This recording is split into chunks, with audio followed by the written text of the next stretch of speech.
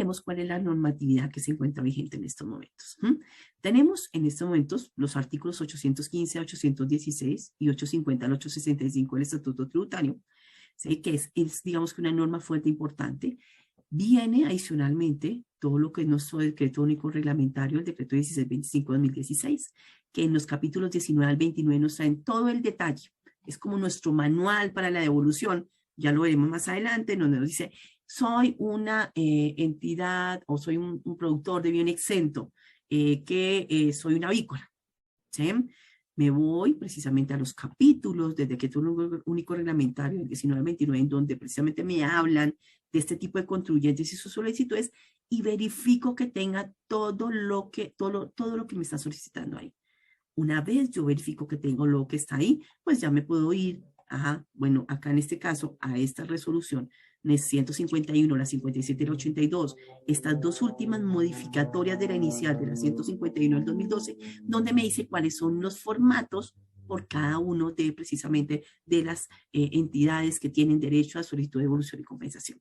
Entonces, verifico muy bien qué necesito, como anexos, como cosas, verifico cuáles son los formatos que tengo que realizar para yo poder tener una devolución exitosa, ¿sí? Adicionalmente, pues está en el decreto 963, que precisamente reglamentó inicialmente la devolución automática, y su modificatorio, que es el decreto 176 de 2022, en donde pues hace una pequeña modificación precisamente a este decreto, que ya lo veremos más adelante. Y entonces, ¿qué sucede acá? ¿Sí? Entonces sucede que tengo que empezar a analizar siempre, ir a verificar cuáles son todos estos artículos del Estatuto Tributario que yo tengo que conocer y analizar para yo poder determinar con el conocimiento necesario para mi devolución y mi compensación. Está el 815, que me habla de todo lo que significa una compensación con saldos a favor y que siempre se tiene que realizar al momento de una posible devolución. Ellos verificarán y compensarán siempre antes de cualquier devolución si tengo algún tipo de saldo, ¿sí? Ya veremos más adelante la devolución automática, que generalmente nunca, o sea, los que tienen derecho o los que tienen posibilidad de acceder a ese tipo de devolución, pues serán los que no tengan compensación, porque no existe, como lo mencionaban varias personas de la administración tributaria, no existe la compensación abreviada o automática, en este caso, para a partir de este 2021, que fue cuando ya empezó diferente. Existe la devolución automática. Entonces, la compensación, pues siempre me irá por unos términos ordinarios que ya veremos más adelante. Está, pues, la devolución del 815, que me da la devolución del impuesto a las ventas retenido, que me da la facultad de yo poderlo solicitar. Está el 816, que me habla del término para solicitar la compensación, que ya lo veremos más adelante en los términos, que los veremos detenidamente.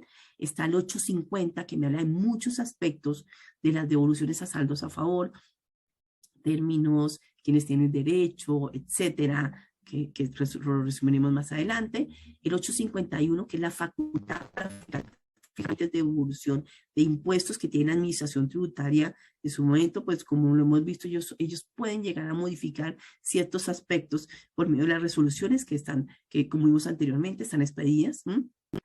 La facultad, que el 852 nos habla de esa facultad para devolver a entidades exentas o no contribuyentes. Entonces, siempre lo que dice ese artículo es, siempre vamos a tener como prioridad entregar el dinero precisamente de estas entidades exentas o no contribuyentes que tienen, por algo son exentas, y lo sabemos que son porque son ciertos sectores, ciertas actividades protegidas y por los no contribuyentes, etcétera. La competencia funcional que tiene la administración tributaria en las devoluciones está en el artículo 853, y el 854, el término para solicitar la devolución de saldos a favor. Si vemos acá está el 854 y el 816. El 10 me da un término para compensación y el 854 un término para devolución. Si vemos cuál artículo es un poco más completo, el 816, el 854 simplemente nos dice que van a ser los 2 años contados a partir del momento del vencimiento para declarar. El 816 tiene algunos otros tipos de modificaciones, sobre todo relacionadas, ya lo vemos más adelante, con las entidades, productores de bienes exentos y los que tienen diferencial de tarifa para devoluciones en impuestos sobre las ventas. Está también el 855, me habla de un término para efectuar la devolución. El 856, la verificación de las devoluciones y la facultad que tiene la administración tributaria para hacer fiscalización, que es supremamente importante y lo deja totalmente claro en este recuento de normas. El 857, el rechazo e inadmisiones de solicitudes. Ya lo veremos más adelante, ese tipo de aspectos, cuando me la rechazan, etcétera. Acá está con el auto inadmisorio, lo veremos más adelante qué significa esto. La investigación previa a la devolución o compensación, si ellos llegan a tener algún tipo de indicio de que de pronto hay un fraude, ¿sí? Devolución de retenciones no consignadas. Este artículo me dice que puede ser que a mí me haya efectuado un contribuyente una retención en la fuente, pero no tengo ni la más remota idea si ese contribuyente pagó esa retención en la fuente. Entonces me dice este artículo, mire, usted tiene el derecho a que se le devuelvan ese dinero, porque yo por otro lado iré contra ese contribuyente que no me ha pagado la retención en la fuente, pues sí tendrá las consecuencias de no haberlo pagado, etcétera. Entonces yo no tengo por qué quedar en cabeza de mía, que soy el que voy a soltar la devolución o compensación, verificar si el otro pagó. Sí, sería algo injusto y no tendría cómo hacerlo. Las devoluciones con garantía, que haremos más adelante cuánto es el tiempo que tienen para efectuar esta devolución a la administración tributaria. Y 861, que me aclara que siempre va a haber una compensación previa a esa devolución. O sea, puede ser que yo pase un proyecto para la devolución hoy, pero puede ser que cuando ellos determinen, a mí me haya faltado algunas otras obligaciones que yo no las tenía. Entonces ellos verifican y no es que me tengo que volver a generar una solicitud, no, ellos lo que hacen es que me cruzan, en fin, y después me dicen cómo quedan en la resolución de compensación, cómo queda, y si hay una parte de devolución, cómo quedó absolutamente todo. Ahí lo que tenemos que interesa verificar, porque hace algunos años a veces hacen compensaciones dobles, entonces en nuestro caso solicitar que nos devuelvan el resto del dinero, etcétera. Entonces uno siempre tiene que entrar a verificar si la resolución quedó conforme con la realidad del contribuyente. Está el 862, los mecanismos para efectuar las devoluciones. Habla también el 863 de los intereses a favor del contribuyente, porque también puede ser que haya algún inconveniente con la devolución y pues en el tiempo yo tenga un reconocimiento de esos intereses, cuál tasa se va a utilizar y obviamente que el gobierno es el que está facultado para hacer una apropiación presupuestal para las devoluciones de cada uno de los años.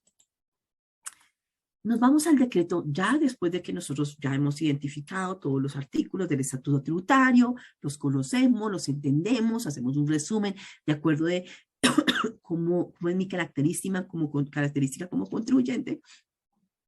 Me voy a determinar ya algo más específico y es cuáles son los requisitos dependiendo del tipo de contribuyente que soy, objeto de devolución o compensación.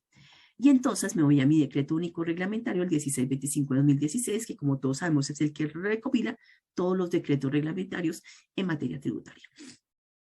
Y sucede entonces que en el primer capítulo, que es el capítulo 19, nos habla de la devolución del impuesto sobre las ventas a las instituciones estatales u oficiales de educación superior. Entonces en ese capítulo me trae todo, cómo es, qué requisitos necesito tener, etcétera, pues para poder ser beneficiario de esta devolución.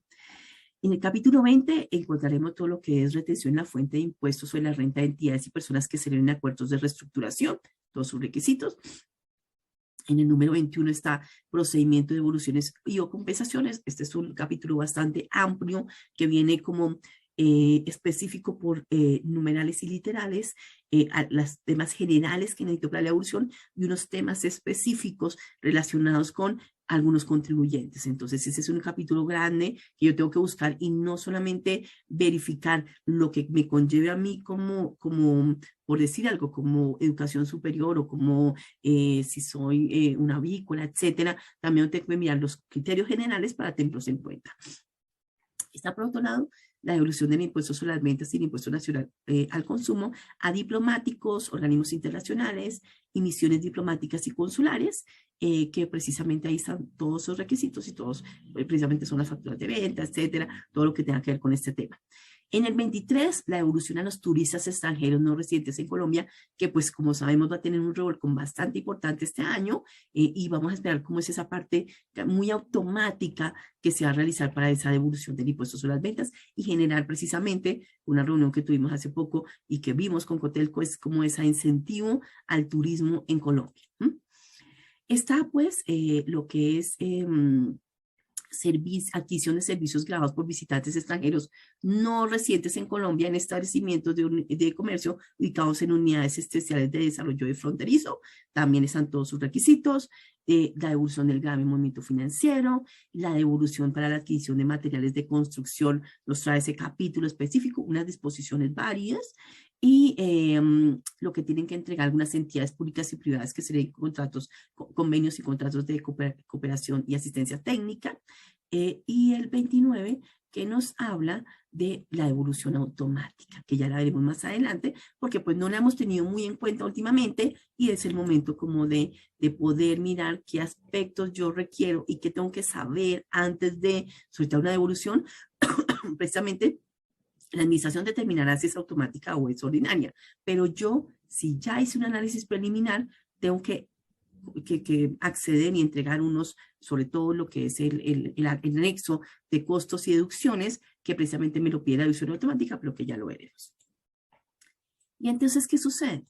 Después de que ya conozco cuáles son los requisitos específicos para mi devolución, de acuerdo a mi sector, pues me voy a mirar cuáles son los formatos, ¿sí? Y esos formatos parten de la resolución macro, que es la resolución 151 de 2012, donde me hablan cuál es el ámbito de aplicación, me dicen que pues obviamente esto va a ser con un servicio electrónico, aunque ya veremos más adelante, pues que sabemos que hay algunas que no se hacen precisamente por servicio electrónico. Por decir ejemplo, el IVA de la vivienda de interés social no se hace por parte electrónica, tiene su propio que se hace por un correo electrónico, etcétera, pero digamos que su premisa es que sea por servicio electrónico, ¿sí? Y nos hablan de servicio electrónico, nos dicen pues cuáles son los soportes de cada uno de los documentos y los formatos que yo tengo que tener para cada uno de precisamente de estos de estas características del contribuyente que soy precisamente objeto de devolución. Entonces, veamos acá. Que adicionalmente, ¿qué me dicen? En el numeral quinto me dice cuál es la forma de presentación y solicitud de requisitos. Por eso lo decíamos, porque hay algunas que son virtuales y otras que son físicas. Me habla de cuáles son las contingencias que yo tengo que prever en el momento de una devolución, ¿sí? Me dice cuáles son los obligados a presentar esas solicitudes de devolución o compensación utilizando el servicio electrónico, que por lo menos ya sabemos que son la gran mayoría en renta, obviamente, y en ventas, y solamente algunas muy particulares, las que son físicas, y la presentación y solicitud de devolución, las que son manualmente, ¿sí? Entonces acá me va a explicar absolutamente todo esto, como veíamos, la resolución macro es la 151, y están las modificaciones que son la resolución 57 y la resolución 82. Por lo menos la resolución 82 fue la que incorporó el formato de costos y deducciones que se tiene que remitir y que hace unos años lo remitían todos los contribuyentes y que a partir del año 2021 solamente los contribuyentes que van a acceder a una devolución automática pues llegan a la administración tributaria. Entonces es algo importante conocer estas tres resoluciones, las imprimo, las tengo verificadas, verifico muy bien, pues para que al momento de hacer la devolución, ya sea física o ya sea virtual, pues esté muy completa. Y entonces, ¿qué sucede? Pues yo ya tengo un saldo a favor y tengo que decidir qué hago con él. Entonces solamente tengo tres opciones de decisiones. La primera es que pues yo tengo yo no tengo deudas. Entonces, como no tengo deudas tributarias, pues tengo objeto para que me devuelvan todo el dinero. La segunda es de pronto yo tengo deudas que de pronto superan el valor de mi saldo a favor, entonces compensaré hasta ese monto. O yo tengo deudas que son una parte importante del saldo a favor, pero aún me queda una parte para devolver. Entonces puede ser que ese modo de extinguir esa obligación tributaria que serán impuestos, anticipos, retenciones, intereses y sanciones, pues la primera parte la compensa y la otra de pronto me la devuelven en un tío, me la devuelven en la cuenta, etcétera. O puede ser que definitivamente yo no tenga el beneficio de solicitud, porque por la característica de contribuyente que soy, no soy óptimo para devolución o compensación, entonces me toca pues imputarlo en la declaración siguiente. O que producto después de una auditoría, yo determino que ese saldo no es objeto de devolución o compensación, y pues ahí tengo que evaluar si lo imputo al periodo siguiente.